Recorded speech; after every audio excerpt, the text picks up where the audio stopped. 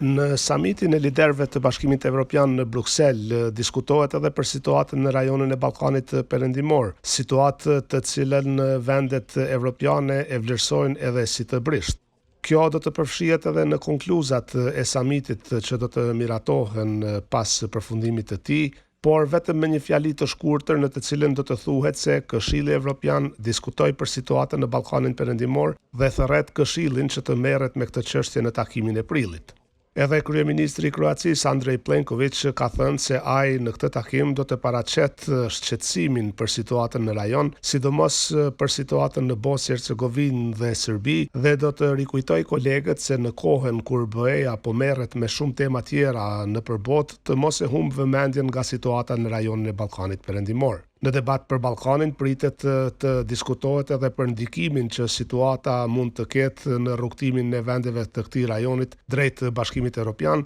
dhe në sigurinë e përgjithshme në rajon.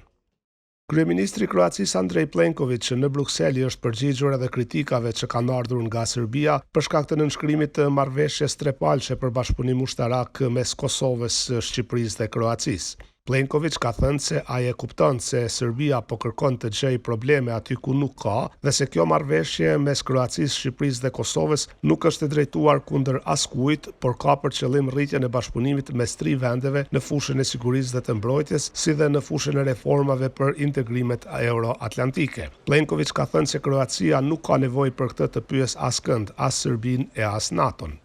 Para se të flasim, do të ishte mirë që të marrin mundin për 5 minuta dhe të lexojnë atë marrëveshjen. Ai memorandum është një memorandum për bashkëpunim, aty nuk ka asnjë karakter armiqësor, kështu që e kuptoj se tash duhet kërkuar probleme dikun tjetër, por në këtë tekst nuk mund të gjejnë probleme, ka thënë kryeministri i Kroacisë, duke folur para gazetarëve në Bruksel ku po zhvillohet samiti i Bashkimit Evropian. Një ditë më herët, po në Bruksel, presidenti i Serbisë Aleksandar Vučić ka thënë se Kroacia dhe Shqipëria me këtë memorandum kanë shkelur një marrëveshje subrajonale për kontrollin e armëve që ishte nënshkruar në vitin 1996 dhe se ai është i sigurt se për këtë nuk e kanë njoftuar as NATO-n. Vučić ka thënë se me këtë Kroacia dhe Shqipëria kanë provokuar një garë armatimi në rajon. Edhe ministri i mbrojtjes i Kroacisë Anušić i ishte përgjigjur Serbisë me fjalët se ka kaluar koha kur Zagrebi është dashur të pyes Beogradin se çfarë mund të bëjë e çfarë jo, dhe kjo kohë më nuk do të kthehet kurrë. Për këtë vënën nga Brukseli, Augustin Palokaj.